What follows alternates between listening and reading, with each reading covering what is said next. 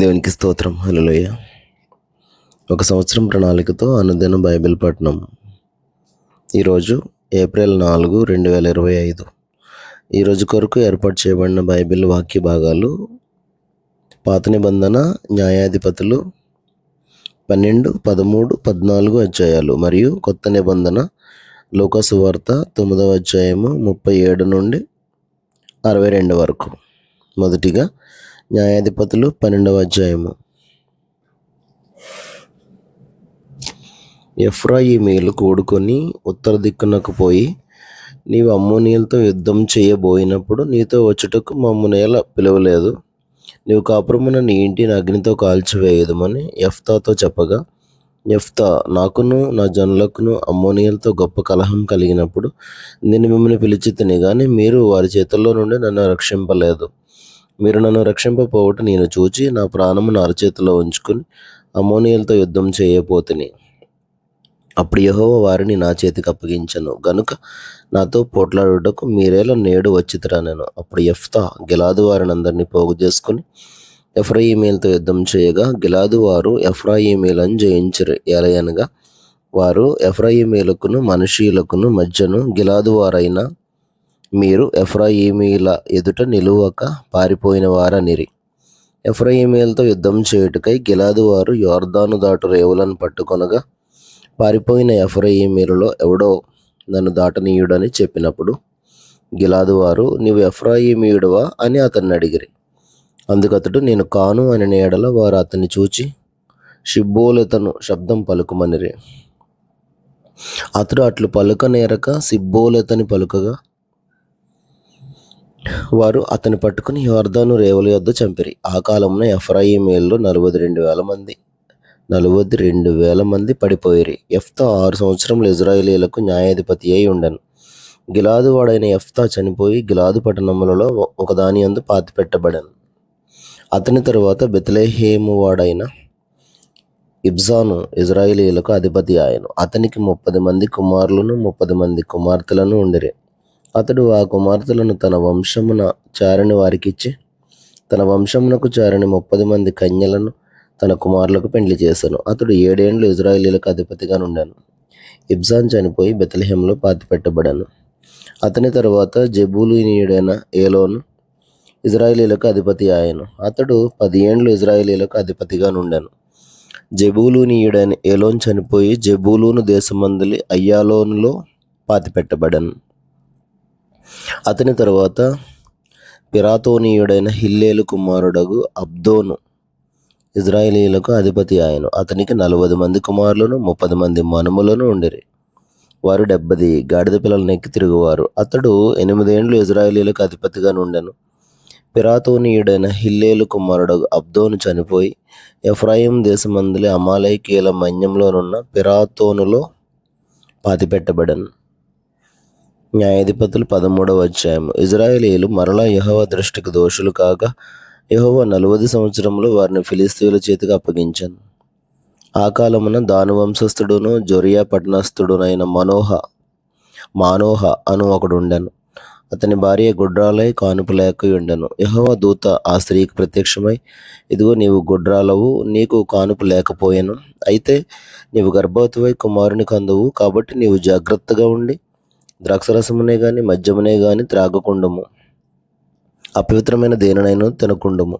నీవు గర్భవతివై కుమారుని కందువు. అతని తల మీద మంగళకత్తి వేయకూడదు. ఆ బిడ్డ గర్భమున పుట్టినది మొదలుకొని దేవునికి నాజీరు చేయబడిన వాడై ఫిలిష్తీయుల చేతిలో నుండి ఇజ్రాయేలీయులను రక్షింప మొదలుపెట్టునని ఆమెతో అనగా, ఆ స్త్రీ తన పెనిమిటి యొద్దకు వచ్చి, దైవజనుడొకడు నా యొద్దకు వచ్చెను. అతని రూపం దేవదూత రూపమును పోలిందై మిక్కిలి భీకరముగా ఉండెను. అతడు ఎక్కడి నుండి వచ్చినో నేను అడగలేదు. అతడు తన పేరు నాతో చెప్పలేదు. గాని ఆలకించుము, నీవు గర్భవతివై కుమారుని కందువు. కాబట్టి నీవు ద్రాక్షరసమునే గాని మద్యమునే గాని త్రాగకుండుము, అపవిత్రమైన దేనినైనను తినకుండుము. ఆ బిడ్డ గర్భమున పుట్టినది మొదలుకొని చనిపోయే వరకు దేవునికి నాజీరు చేయబడిన వాడై ఉండునని నాతో చెప్పానెను. అందుకు మానోహ,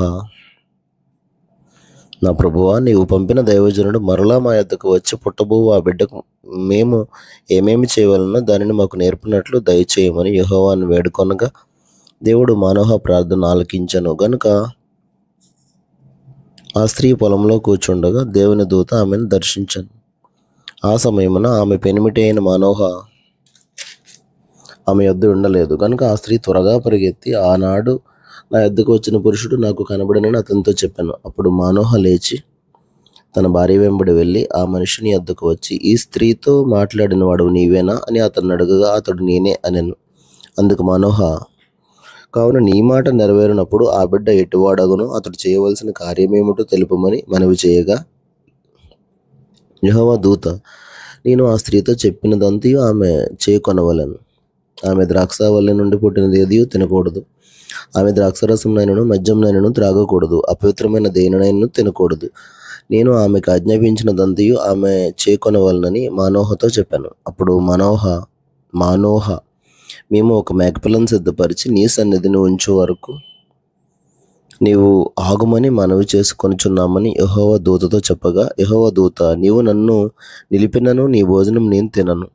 నీవు దహనబలి అర్పించని ఉద్దేశించిన ఎడల యెహోవాకు దాన్ని అర్పింపవలనని మానోహతో చెప్పాను. అతడు యెహోవా దూత అని మానోహకు తెలియలేదు. మానోహ, నీ మాటలు నెరవేరిన తర్వాత మేము నిన్ను సన్మానించినట్లు నీ పేరేమని యెహోవా దూతను అడగగా, యెహోవా దూత, నీవేళ నా పేరు అడుగుచున్నావు, అది చెప్పసఖ్యము కానిదనెను. అంతట మానోహ నైవేద్యంగా ఒక మేకపిల్లను తీసుకొని ఒక రాతి మీద యెహోవాకు అర్పించాను. మానోహయు అతని భార్యయు చూచుచుండగా ఆ దూత యొక్క ఆశ్చర్యకార్యం చేశాను. ఎట్లనగా, జ్వాలలు బలిపీఠము మీద నుండి ఆకాశమునకు లేచుచుండగా యెహోవా దూత బలిపీఠము మీదనున్న ఆ జ్వాలలలో పరమునకు ఆరోహణమాయను. మానోహయు అతని భార్యయు దానిని చూచి నేలకు సాగిలపడారు. ఆ తరువాత యెహోవా దూత మరలా మానోహకును అతని భార్యకును ఇక ప్రత్యక్షం కాలేదు.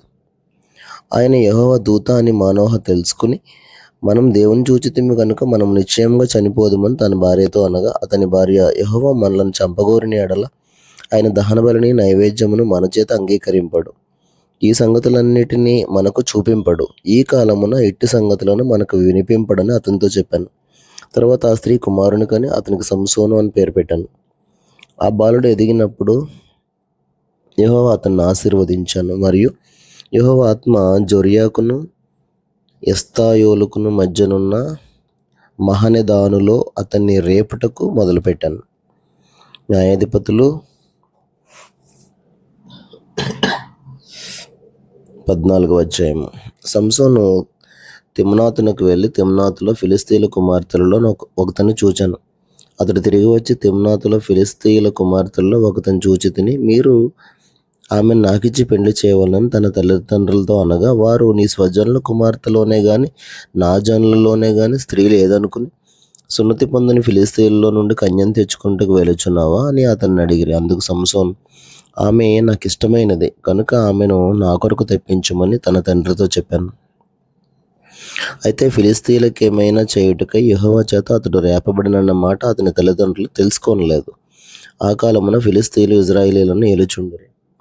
అప్పుడు సంసోను తన తల్లిదండ్రులతో కూడా తిమ్నాతునకు పోయి తిమ్నాతు ద్రాక్ష తోటల వరకు వచ్చినప్పుడు కొదమసింహము అతని ఎదుటికి బొబ్బరించుచూ వచ్చాను. యెహోవా ఆత్మ అతన్ని ప్రేరేపింపగా అతని చేతిలో ఏమీ లేకపోయినను ఒకడు మేకపిల్లను చీల్చినట్లు అతడు దానిని చీల్చాను.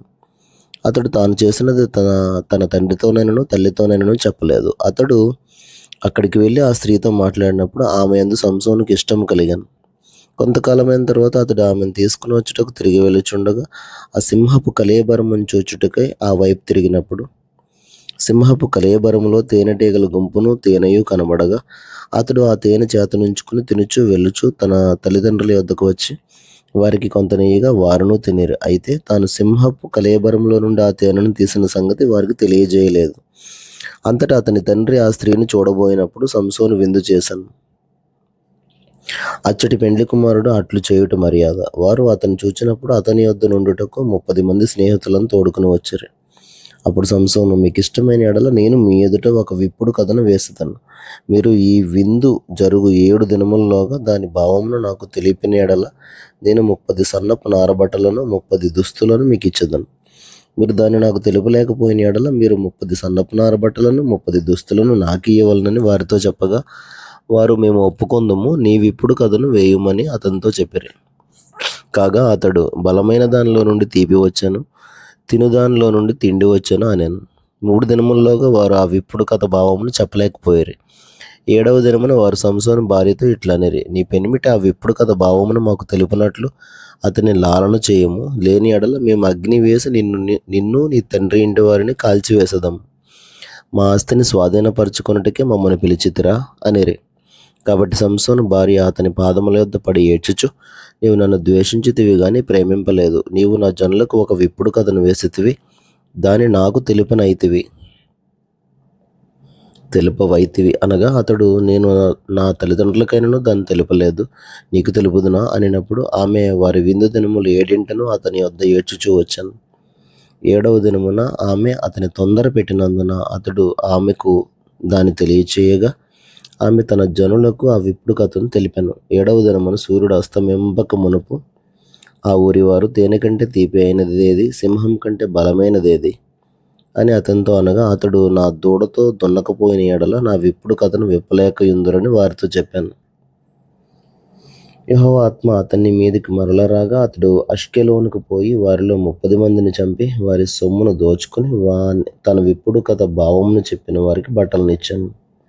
అతడు కోపించి తన తండ్రి ఇంటికి వెళ్ళగా, అతని భార్య అతడు స్నేహితునిగా భావించుకొనిన అతని చెలికానికి ఇయ్యబడాను.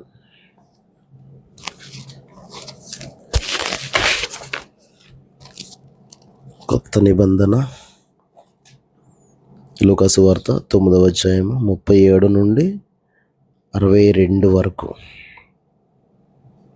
మరునాడు వారు ఆ కొండ దిగి వచ్చినప్పుడు బహుజన సమూహము ఆయనకు ఎదురుగా వచ్చెను. ఇదిగో, ఆ జనసమూహంలో ఒకడు, బోధకుడా, నా కుమారుని కటాక్షించమని నిన్ను వేడుకొంచున్నాను. వాడు నాకొక్కడే కుమారుడు. ఇదిగో, ఒక దెయ్యము వాని పట్టినప్పుడు వాడు అకస్మాత్తుగా కేకలు వేయును. నురుగు కారునట్లు అది వానిని విలవిలలాడించుచు గాయపరచుచు వానిని వదలకుండును. దానిని వెళ్ళగొట్టుడని నీ శిష్యులను వేడుకొంటిని గాని వారి చేత కాలేదని మొర్ర పెట్టుకొనాను. అందుకు యేసు, విశ్వాసం లేని మూర్ఖతరము వారలారా, నేనెంతకాలం మీతో కూడా ఉండి మిమ్మల్ని సహింతును? నీ కుమారుని ఇక్కడికి తీసుకుని రమ్మని చెప్పాను. వాడు వచ్చుచుండగా ఆ దయ్యము వారిని పడద్రోసి విలవల్లాడించెను. యేసు ఆ అపవిత్రాత్మను గద్దించి బాలుని స్వస్థపరిచి వాని తండ్రికి అప్పగించెను. గనుక అందరూ దేవుని మహత్యమును చూచి ఆశ్చర్యపడిరి. ఆయన చేసిన కార్యములన్నిటినీ చూచి అందరూ ఆశ్చర్యపడుచుండగా ఆయన, ఈ మాటలు మీ చెవులలో నాటనీయుడి. మనుష్య కుమారుడు మనుషుల చేతికి అప్పగింపబడబోచున్నాడని తన శిష్యులతో చెప్పాను. అయితే వారు ఆ మాట గ్రహింపకుండానట్లు అది వారికి మరుగు చేయబడను గనుక వారు దాన్ని తెలుసుకోనలేదు. మరియు ఆ మాటను గూర్చి వారు ఆయనను అడుగ వెరచిరి. తమలో ఎవడు గొప్పవాడా అని వారిలో తర్కం పుట్టగా, యేసు వారి హృదయాలోచన ఎరిగి ఒక చిన్న బిడ్డను తీసుకుని తన యొద్ద నిలువబెట్టి, ఈ చిన్న బిడ్డను నా పేరిట చేర్చుకునేవాడు నన్ను చేర్చుకొనును, నన్ను చేర్చుకునేవాడు నన్ను పంపిన వారిని చేర్చుకొనును. మీ అందరిలో ఎవడు అత్యల్పుడు అయి ఉండునో వాడే గొప్పవాడని వారితో చెప్పాను. యోహాను, ఏలినవాడా, ఎవడో ఒకడు నీ పేరిట దెయ్యములను వెళ్ళగొట్టగా మేము చూచితిమి. వాడు మనలను వెంబడించువాడు కాడు గనుక వానిని ఆటంకపరిచితమని చెప్పాను. అందుకు యేసు, మీరు వాడిని ఆటంకపరచుకుడి, మీకు విరోధి కానివాడు మీ పక్షమునున్నవాడే అని అతనితో చెప్పాను.